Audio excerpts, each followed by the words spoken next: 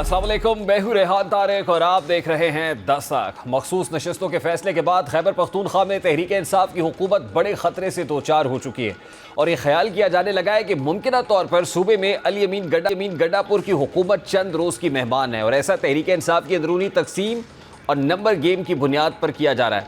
अब जैसा कि मखसूस नशस्तों के फैसले के बाद KP असम्बली में अपोजिशन इत्तेहाद हुकूमत साजी से 20 अरकान की दूरी पर रह गया है। हुकूमती इत्तेहाद में शामिल 20 अरकान अगर अपोजिशन के सफ़ों में शामिल तो सूबे में इक़्तिदार का नक्शा तब्दील हो सकता है। खैबर पख्तूनख्वा में हुकूमत साजी के लिए 73 अरकान की हिमायत दरकार है। सुप्रीम कोर्ट के मखसूस नशस्तों के हवाले से फैसले के बाद नशस्तों की तकसीम का साबका एलामिया बहाल हो गया है, जिसके तहत 21 ख़वातीन और 4 अक़लियती नशस्तें अपोजिशन जमातों को मिलने से उनकी अददी अक्सरियत 52 तक पहुँच जाएगी, जबकि हुक्मरान इत्तेहाद को इस वक्त असम्बली में 92 अरकान की हिमायत हासिल है। दिलचस्प बात यह है कि खैबर पख्तूनख्वा में हुकूमत की तब्दीली के लिए 35 आज़ाद अरकान फैसला कुन शक्ल इख्तियार कर गए हैं। इन आज़ाद अरकान के PTI के साथ खड़े रहने की सूरत में अली अमीन की हुकूमत को बदस्तूर 145 रुकनी ईवान में 93 अरकान की हिमायत हासिल रहेगी, लेकिन इन अरकान की जानिब से हुकूमत का साथ छोड़ने से हुकूमती अरकान की तादाद कम होकर 58 पर आ जाएगी, जिससे हुकूमत ईवान में अक्सरियत खो बैठेगी। खैबर पख्तूनख्वा असम्बली में इस वक्त अली अमीन गंडापुर की हुकूमत में शामिल 58 अरकान का ताल्लुक PTI से है, जबकि 35 आज़ाद अरकान की हैसियत से ईवान में मौजूद है। दूसरी जानिब अपोजिशन की 5 जमातों के 27 अरकान ईवान में मौजूद है, जिनमें मुस्लिम लीग नून और जमीयत उलमा इस्लाम फ़े के 9 अरकान, पीपल्स पार्टी के 5 अरकान, जबकि ANP और PTI पार्लियामेंटेरियन के 2 अरकान ईवान का हिस्सा हैं। ईवान की इस वक्त 25 नशस्तें खाली हैं, जिनमें 21 ख़वातीन और 4 अक़लियती नशस्तें शामिल हैं। ये नशस्तें अपोजिशन को मिलने पर उनके अरकान की तादाद बढ़कर 52 हो जाएगी, लेकिन ईवान में सादा अक्सरियत के लिए 73 अरकान की ज़रूरत है, जिसके बायस ईवान में मौजूद आज़ाद अरकान फैसला कुन किरदार अदा करेंगे। अगर इन अरकान ने अली अमीन गंडापुर की हिमायत जारी रखी तो इनकी हुकूमत बदस्तूर मौजूद रहेगी।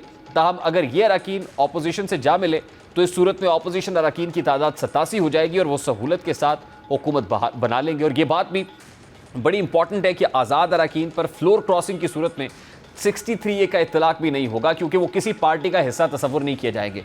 अब नंबर गेम को देखें तो ऐसा लग रहा है कि अली अमीन गंडापुर की खतरात से दो चार है। ज़ाहिर है सूबे के बजट के मामले पर अली अमीन गंडापुर और अलीमा खान का अलग ग्रुप सामने आया और जिस तरह बजट पर सियासत करने की कोशिश की गई, इन सब बातों ने अली अमीन गंडापुर के इक़्तिदार पर शफाफ जो मामला है वो यकीनन क्वेश्चन मार्क उठा दिया है। शफाफियत के ऊपर जो है बहुत बड़ा सवालिया निशान उठाया और इसीलिए ये चहमगोइयाँ हो रही हैं कि अली अमीन गंडापुर के इक़्तिदार के दिन गिने जा चुके हैं। और फवाद चौधरी भी इस बात का बरमला एतराफ़ कर रहे हैं। वो अली अमीन गंडापुर की वजारत मुमकिना बरतरफी पर कह रहे हैं कि फवाद चौधरी के मुताबिक PTI को JUI के साथ मिलकर नया वज़ीर आला लाना चाहिए। अब शायद यही वजह थी कि PTI के अंदर से सूबाई असम्बली को तहलील करने की बातें भी की जा रही थी, क्योंकि तहरीक इंसाफ के बेशतर अरकान को मालूम तो था कि मखसूस नशस्तों के फैसले के बाद नंबर गेम बदल सकती है और खैबर पख्तूनख्वा की हुकूमत तब्दील हो सकती है। लेकिन देखा जाए तो खैबर पख्तूनख्वा असम्बली की तहलील या उसके बरकरार रहने, यानी दोनों सूरतों में वफाकी हुकूमत की पोजीशन खासी मुस्तहकम दिखाई दे रही है। अगर तहरीक इंसाफ सूबाई असम्बली को तहलील करने का फैसला करती है तो सूरत में भी वफाकी हुकूमत को कोई बड़ा धचका नहीं पहुँचेगा, बल्कि ऐसी सूरत में मरकज़ को यह मौका मिलेगा कि सूबे में निगरान हुकूमत के क़याम के जरिए ऐसी इंतज़ामिया लाए जो वफाक की पॉलिसी से मुताबिकत रखती हो और मुकम्मल तावन पर राज़ी हो। दूसरी तरफ अगर असम्बली तहलील नहीं की जाती तो PTI की अंदरूनी कशमकश और क़यादत पर बढ़ता हुआ दबाव उसे सियासी तौर पर गैर मौसर बना सकता है, जिसका फ़ायदा भी बिलाखिर वफाक को ही होगा। यानी किसी भी सूरत में पलड़ा बज़ाहिर वफाकी हुकूमत के हक़ में झुकता हुआ दिखाई देता है। दूसरी जानिब PTI के अंदरूनी मामलात भी दिन ब दिन सुलझने की बजाय मज़ीद उलझते ही चले जा रहे हैं। खैबर पख्तूनख्वा के वज़ीर आला अली अमीन गंडापुर पर अब पार्टी के अंदर शदीद तनकीद है। उन पर सबसे बड़ी तनकीद ये हो रही है कि वो बानी PTI को जेल से रिहा कराने में मुकम्मल तौर पर नाकाम रहे हैं, जिससे पार्टी के कारकुनान में बेचैनी और क़यादत पर अदम एतमाद का एहसास बढ़ा है। इस नाकामी को लेकर पार्टी के अंदर बाज़ हल्के ये मुतालबा कर रहे हैं कि अली अमीन गंडापुर को अपनी नाकामी की अखलाकी जिम्मेदारी लेते हुए मुस्ताफ़ी हो जाना चाहिए, ताकि पार्टी को एक नया बयानिया और नई क़यादत मिल सके। अली अमीन गंडापुर पर इस बढ़ती तनकीद में अलीमा खान का नाम सामने आया है। वाकिफ़ान हाल कहते हैं कि उनका पार्टी में असर रसूख बढ़ता जा रहा है और बाखबर ज़राए के मुताबिक वो न सिर्फ पॉलिसी मामलात पर अपनी राय दे रही हैं, बल्कि पार्टी की अंदरूनी सफ़बंदी पर भी उनका गैर मामूली असर दिखाई दे रहा है।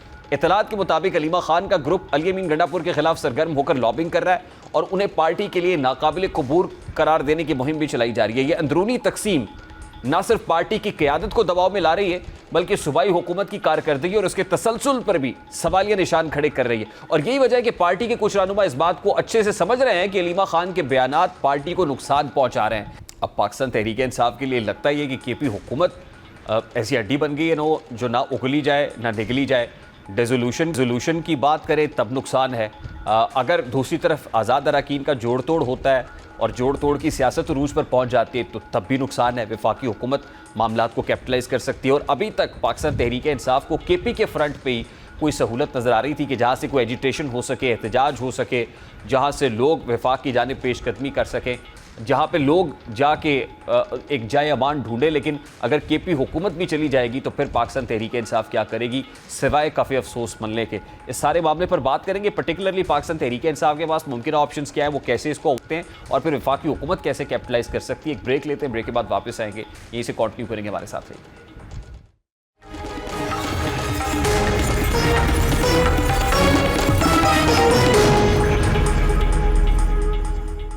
Welcome back. इस वक्त सीनियर सहाफ़ी तज्ज़ियाकार माजिद निज़ामी साहब ने भी ज्वाइन किया है। अस्सलाम वालेकुम माजिद निज़ामी साहब, बहुत बहुत शुक्रिया आपके वक्त के लिए। मखसूस नशस्तों का फैसला है और मखसूस नशस्तों के फैसले के बाद जो ग्राउंड रियलिटीज़ है खासी तब्दील होती हुई नज़र आ रही हैं।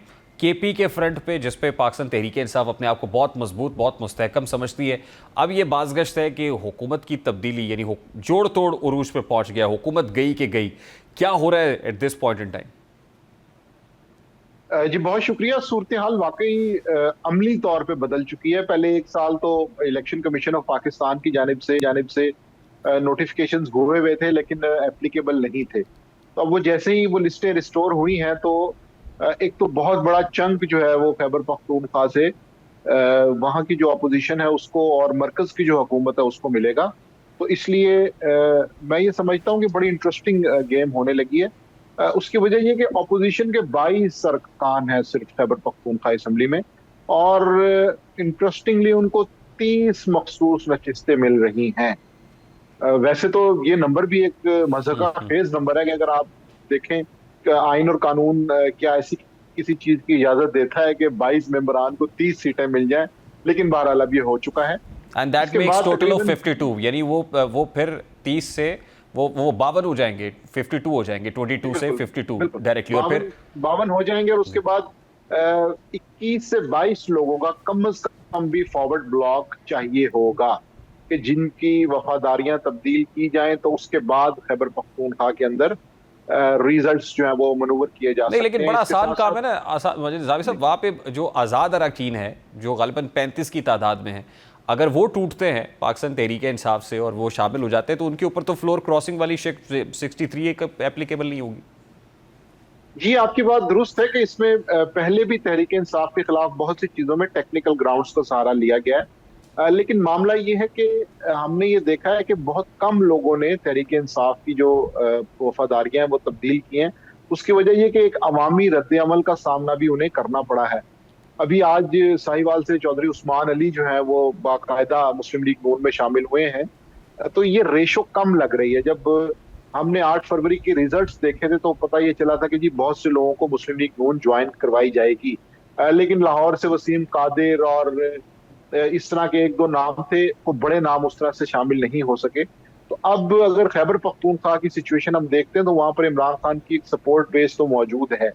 इस वक्त मसला टेक्निकल नहीं है। इस वक्त एमपीएस ये सोच रहे हैं कि अगर वो वफादारी तब्दील करेंगे तो उन्हें उसकी प्राइस क्या पे करनी पड़ेगी, सियासी कीमत क्या होगी, अखलाकी कीमत क्या होगी। उसकी वजह यह है कि परवेज खटक ने जब पीटीआई नजरियाती बनाई थी खैबर पख्तूनख्वा के अंदर, तो वो इलेक्शन के अंदर तो बड़े नाम सामने आए थे, लेकिन खैबर पख्तूनख्वा असेंबली में सिर्फ 2 एमपीएस जो हैं वो पीटीआई नजरियाती के हैं।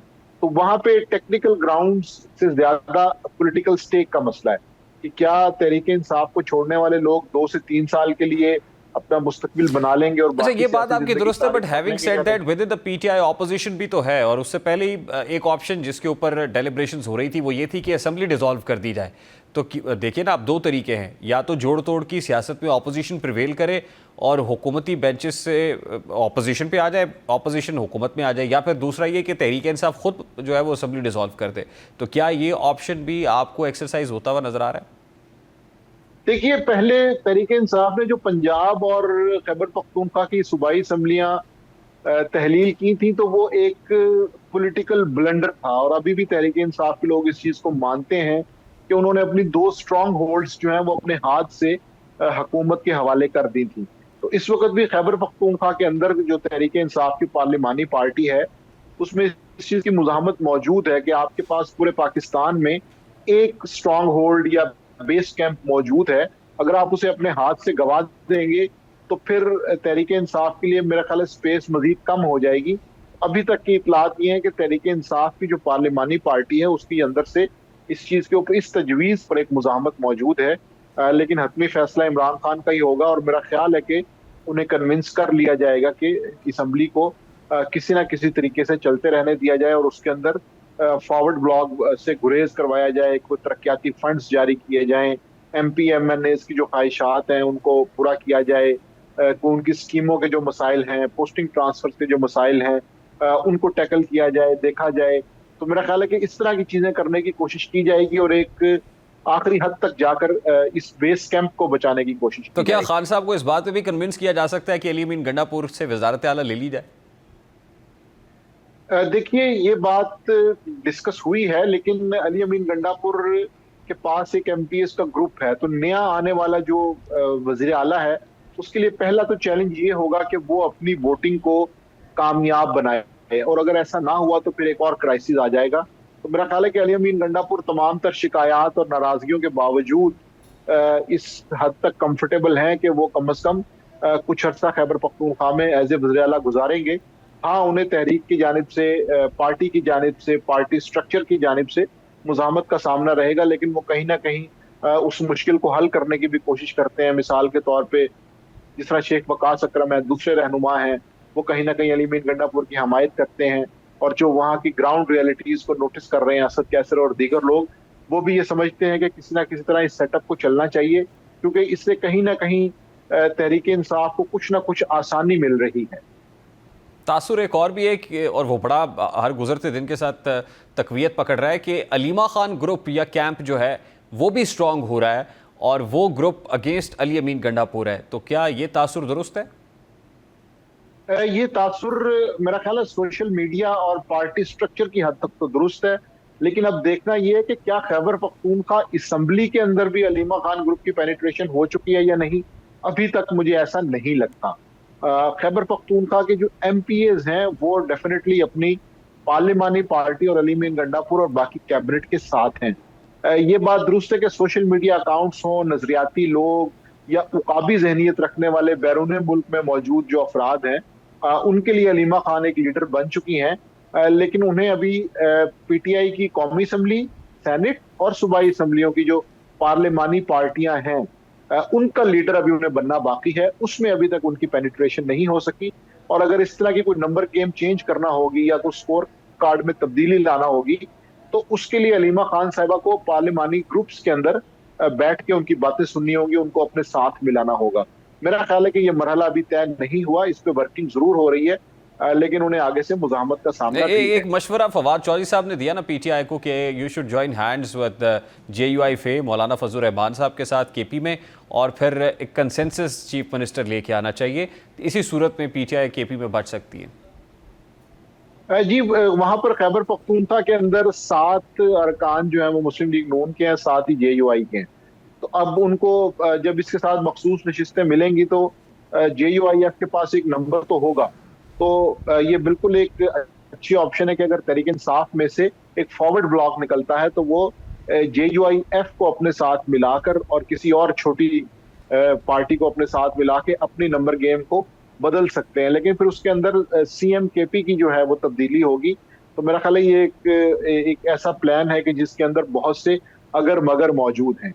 ठीक, अच्छा ठीक, देखिए ये तो सूबे की हद तक बात है, लेकिन मखसूस नशिस्तों से जो मरकज़ है उसमें भी अच्छा खासा इम्पैक्ट है। और ज़ाहिर है वो 2/3 मेजॉरिटी जिसको 26वीं आईनी तरमीम की मंजूरी के वक्त बहुत प्रॉब्लम हुआ और मौलाना फजल रहमान के दर पे सबको हाज़िरी देनी पड़ी, तो जो हुकूमत इत्तेहाद है वो इतना स्ट्रॉन्ग तो हो जाएगा कि वो 27वीं और फिर 28वीं और 29वीं वो तरमीम दर तरमीम, तो पार्लियामान के अंदर क्या चेंजेस आती हुई देख रहे हैं?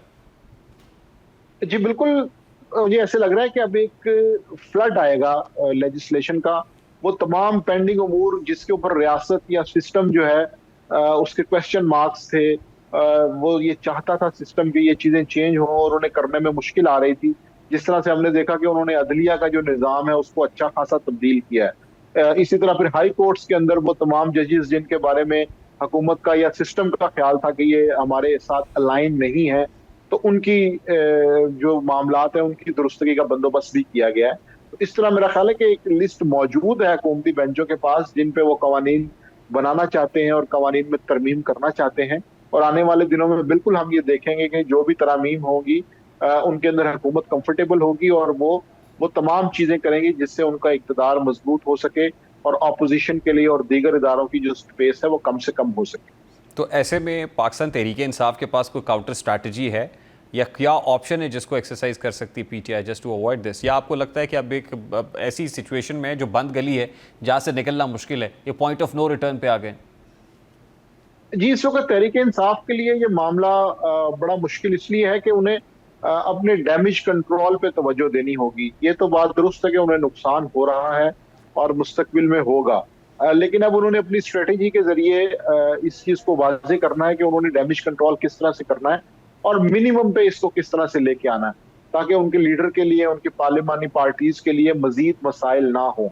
क्योंकि अगर इस तरह से वो अपनी स्ट्रेटेजी बनाने में नाकाम रहे और हुकूमती हलकों की जानिब से इसी तरह दबाव और टेक्निकल ग्राउंड्स के ऊपर गैर आईनी चीजें होती रही, तो मेरा ख्याल है कि तहरीक इंसाफ को मजीद इर्रेलेवेंट और कॉर्नर किया जाएगा।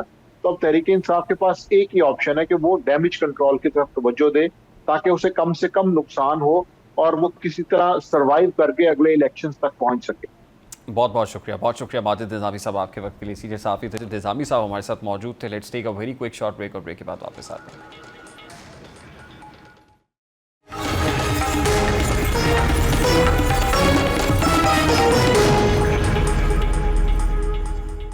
हुकूमत की राह में बज़ाहिर हर रुकावट दूर होती हुई दिखाई दे रही है और मखसूस नशिस्तों के फैसले ने तो हुकूमत के हाथ और भी मजबूत कर दिए। सुप्रीम कोर्ट की जानिब से मखसूस नशिस्तों से मुतालिक हालिया फैसले ने वफाकी और पंजाब हुकूमतों को दरपेश अददी दबाव को वक्ती तौर पर कम कर दिया है, जिसका बराह रास्त फ़ायदा नून लीग को हासिल हुआ है। यही वजह है कि हुकूमत अब ज़्यादा पुरएतमाद नजर आती है और बज़ाहिर इसी एतमाद के तहत उसने पीपल्स पार्टी को अपने और भी करीब करने का फैसला किया है ताकि हुकूमत और भी मजबूती के साथ बड़े बड़े फैसले कर सके। मीडिया रिपोर्ट्स के मुताबिक पीपल्स पार्टी ने वफाक और पंजाब हुकूमत में शमूलियत के मामले पर दोबारा गौर शुरू कर दिया है। ज़राए का दावा है कि पीपल्स पार्टी और मुस्लिम लीग नून की क़यादत के दरमियान इस मामले पर 20 रोज़ कबल एक अहम मुलाकात हुई, जिसमें हुकूमत में शमूलियत, वजारतों की तकसीम और आइंदा सियासी हिकमत अमली पर तफसीली गुफ्तगू हुई है। ज़राए के मुताबिक मुस्लिम लीग नून की क़यादत भरपूर तरीके से इस कोशिश में लगी हुई है कि वो किसी तरीके से पीपल्स पार्टी को हुकूमत का बाकायदा हिस्सा बना ले। इस वक्त पाकिस्तान पीपल्स पार्टी के सीनियर रहनुमा कमर ज़बान कायरा साहब हमारे साथ मौजूद है। अस्सलाम वालेकुम कायरा साहब, बहुत बहुत शुक्रिया आपके वक्त के लिए। कायरा साहब, मखसूस नशिस्तों के केस का फैसला वफाकी हुकूमत के लिए कितना मौसर, कितना मुफीद साबित हुआ है सर? देखिए, वफाकी हुकूमत के लिए यकीनन एक साया रिलीफ है। इससे हमारे इत्तेहाद की जो स्ट्रेंथ है अंदर, बल्कि दोनों ऐवानों में, वो इम्प्रूव हो जाएगी और हुकूमत कंफर्टेबल हो जाती है। तो जो हमारे मुखालिफिन तबसरे कर रहे थे कि ये हुकूमत एक कमजोर हुकूमत है, ये तासर भी खत्म हो जाएगी। नहीं, अब तो बड़ी मजबूत हुकूमत, बल्कि 2/3 अक्सरियत हुकूमती इत्तेहाद को हासिल हो गई है। तो क्या अब एक्सपेक्ट किया जाए कि 26वीं आईनी तरमीम के वक्त जो रुकावटें थी, क्योंकि वो अब दूर हो गई हैं, तो अब 27वीं आईनी तरमीम के वक्त बड़ा कंफर्टेबल पोजीशन में आप 27th कॉन्स्टिट्यूशनल अमेंडमेंट जो है वो भी करा लेंगे? देखिए, जो आईनी तरमीम होती है ना जी, ये जरूरत के तहत होती है, ये सिर्फ स्ट्रेंथ के साथ लिंक नहीं होती। अगर हमारी जमातें, अगर हुकूमत या हमारी जमातें ये महसूस करेंगी कि इस मजीद फर्दर अमेंडमेंट की जरूरत है और ये अमेंडमेंट होनी चाहिए, तो फिर यकीनन तहरक कर लेंगे। और सिर्फ इस बुनियाद पे नहीं करनी चाहिए, बल्कि आईनी तरमीम के लिए कोशिश तो करनी चाहिए जिस तरह हमने 18वीं तरमीम में किया था कि कंसेंसस बिल्डिंग हो जाए। और अगर वो ना भी हो तो जितना लार्जर कंसेंसस हो सकता है ये वो जरूरत है। इस तरह पिछली दफा भी किया गया, आइंदा तो यही जज्बा आप देखेंगे अगर जरूरत हुई। लेकिन ये जरूरी नहीं है कि आज 27th तरमीम की 27th अमेंडमेंट की तरफ जाया जाए। वो क्या होगी, क्यों होगी, क्या क्या उसमें अमेंडमेंट आएंगी, अगर कोई जरूरी होगा तो इस पर बैठ के बात हो जाए। अच्छा, वैसे इंटरेस्टिंगली कायरा साहब, इस फैसले के बाद 22 नशिस्तें ऑपोजिशन की हैं केपी में, और उसको जो मखसूस नशिस्तें मिलने जा रही हैं, जो डिस्ट्रीब्यूट हो रही हैं टोटल, वो 30 हैं। यानी 22 नशिस्तें आपके पास हैं और 30 मखसूस नशिस्तें आपको ग्रांट हो जाएंगी। वैसे ये भी अपनी मिसाल आप है sir, how interesting is this? अच्छा, एक ना ये बिल्कुल बिल्कुल अजीब लगता है कि यार ये क्या तरीका है, उनकी सीट्स इतनी है, स्पेशल सीटें ज्यादा मिल रही हैं। लेकिन इस काम के लिए हमें पहले ये समझना होगा कि ये स्पेशल सीट्स क्या हैं और ये किस तरह एलोकेट होती हैं।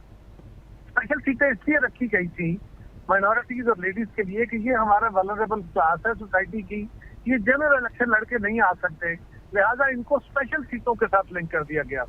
और फिर स्पेशल सीटें अफराद पे मुश्तमिल, यदि मेंबरान पे नहीं दी गई बल्कि ये जमातों के साथ लिंक कर दी गई, क्योंकि अफराद जो इंडिविजुअल होते हैं वो उस तरह चीजों को या माइनॉरिटीज को या खवातीन को उस तरह रिप्रेजेंट नहीं करते, वो अपनी कॉन्स्टिट्यूंसी के रिप्रेजेंटेटिव तो होते हैं। जमातें होती हैं जो सोसाइटी के डिफरेंट सेगमेंट्स को रिप्रेजेंट करती हैं, लिहाजा इसकी रूह ये रखी गई कि ये सीटें जमातों के ऊपर तकसीम की जाएंगी। अब जमातों के ऊपर तकसीम कैसे की जाएंगी? इसमें इंडिविजुअल मेंबर, आजाद मेंबरान कोई सीट नहीं ले सकेंगे, भले वो 100 मेंबर हो, भले वो 100 मेंबर हो। जी जी। यानी फर्ज करें एक असेंबली की तादाद 200 है और उसमें 100 मेंबर आजाद है और उसमें 5 जमातें 20-20 सीटें लेके 100 सीटें लेती हैं, तो बेसिकली तो वो 50% सीट लेके चल रही है, क्योंकि 50% आजाद मेंबर आ गए। लेकिन जो टोटल जो है ना सीटें, स्पेशल सीट, ये उन 100 सीटों यानी उन 5 जमातों को मिलेंगी, क्योंकि इंडिविजुअल मेंबर इसमें क्वालिफाई नहीं करता, इसमें जमातें क्वालिफाई करती हैं। तो 200 सीटों में जो 20 सीटों वाली जमात होगी, 20 सीटों वाली, उसका एक्चुअल प्रोपोर्शनल तो बहुत थोड़ा होगा, लेकिन जब उनको इस सीटों का प्रोपोर्शनल मिलेगा तो वो बहुत ज्यादा है। ये तो उन जमातों की लॉटरी निकल आई ना कायरा साहब। लॉटरी की बात नहीं है, लॉटरी की बात नहीं है भाई, ये कानून है। आपने कानून के होता क्या है, इंडिविजुअल मेंबर को आपने सीट देनी नहीं है, भले वो 100 है, 50 है, जितने भी हैं, तो बाकी सीटें क्या खाली रहेंगी अवाम की? नहीं। इस जो ये बहस है ना, ये जो मुकालमा होता है, ये जो आर्गुमेंट छिड़ता है कि देखिए जी उनकी सीटें कम है, हमको ज्यादा मिल रही, ये पहले उस फार्मूले को समझिए कि वो फार्मूला क्या है। यानी अवाम के अंदर अगर किसी जमात की प्रोपोर्शनेट मेंबर्स की, उसका प्रोपोर्शनेट 5% है, लेकिन इंडिपेंडेंट मेंबर्स को निकाल के इसके लिए ना होता क्या है। एक और बात आपको बता दूं कि ये जो स्पेशल सीटों की तकसीम है, इसके लिए ऐवान का जो तयन होगा वो इंडिपेंडेंट मेंबर्स को निकाल के प्रोपोर्शनेट बनना है। आप उसको शामिल रख के प्रोपोर्शनेट बनाते हैं। अच्छा, अब इंडिविजुअल मेंबर को कोई सीट नहीं मिलती। बिल्कुल ठीक कायरा साहब। अब बात यह है कि जो पोजीशन ऑपोजिशन की हो गई है, यानी 22 नशिस्तें थी, 30 और मिल गई, 52 का नंबर आपने अचीव कर लिया, 73 चाहिए हुकूमत बनाने के लिए, तो क्या वहां पे कोई नंबर गेम देखते हुए जोड़ तोड़ अंडर कंसिडरेशन है? हुकूमत की तब्दीली केपी में जेर गौर है? मेरे इल्म में तो नहीं है, हो सकता है अगर नंबर गेम, क्योंकि शासन में जो इक़्तिदार है ये तो नंबर गेम के साथ लिंक्ड है ना, तो अगर नंबर गेम वो बन जाता है तो ये पॉसिबल है। लेकिन मेरे इल्म में नहीं है कभी कोई ऐसी डिस्कशन हुई हो या इसके अंदर कोई जमातें सोच रही हो। अभी तो ऐसी कोई सूरत हाल आई और जो हमारा इत्तेहाद है उसने देखा कि उनकी पोजीशन बेहतर है और वो ये कम काम कर सकते हैं और उनका नंबर बढ़ गया, तो बिल्कुल क्यों नहीं। कायरा साहब, नंबर गेम के साथ बिल्कुल सही। कायरा साहब, लास्टली क्या आप इस फैसले के बाद पाकिस्तान पीपल्स पार्टी पंजाब और मरकज के अंदर पाकिस्तान मुस्लिम लीग नून को काबीना में ज्वाइन करने का इरादा रखती है?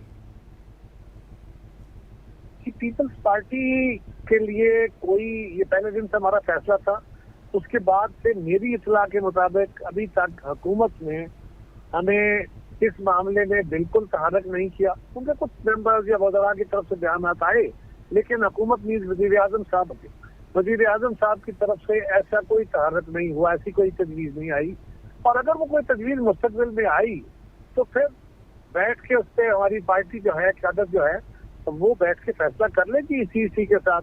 अभी तक तो सीसी का फैसला यही है कि हम इसी अरेंजमेंट के साथ चलेंगे जो इस वक्त चल रहा है। बहुत बहुत शुक्रिया कायरा साहब आपके वक्त के लिए। पाकिस्तान पी के सीनियर रहनुमा कमर ज़मान कायरा साहब हमारे साथ मौजूद थे। ज़ाहिर है मखसूस नशस्तों के केस के फैसले के बाद जो पॉलिटिकल ग्राउंड है उस पर बहुत सारी चीज़ें ऐसी हैं जो तब्दील हुई हैं। पाकिस्तान पीपल्स पार्टी भी यकीनन सोच सकती है बहुत सारे फैसलों में तब्दीली का कि अभी काबीना को ज्वाइन नहीं किया था, हो सकता है कि पाकिस्तान पीपल्स पार्टी मुस्तकबिल करीब में पंजाब की कैबिनेट में भी हो, मरकज़ के अंदर काबीना को भी ज्वाइन करे। और अभी तक तो केपी के अंदर जो है वो जोड़ तोड़ वो भी सुनने में आ रहा है कि वहाँ भी हुकूमत की तब्दीली के लिए भरपूर कोशिशें की जा रही है। एक ब्रेक लेंगे, ब्रेक के बाद वापस आएंगे हमारे साथ।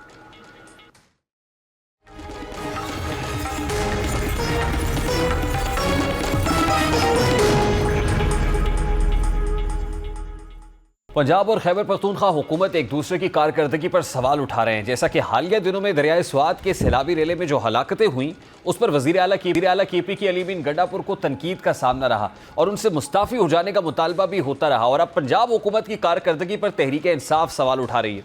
मामला कुछ यूँ है कि गुज़श्ता 2 हफ्तों के दौरान प्राइवेट अस्पतालों की तरफ से पाकपतन डिस्ट्रिक्ट अस्पताल में नौमौलूद बच्चे रेफर किए गए और ऑक्सीजन की कमी की वजह से इन नौमौलूद बच्चों की हलाकत का इंकशाफ हुआ।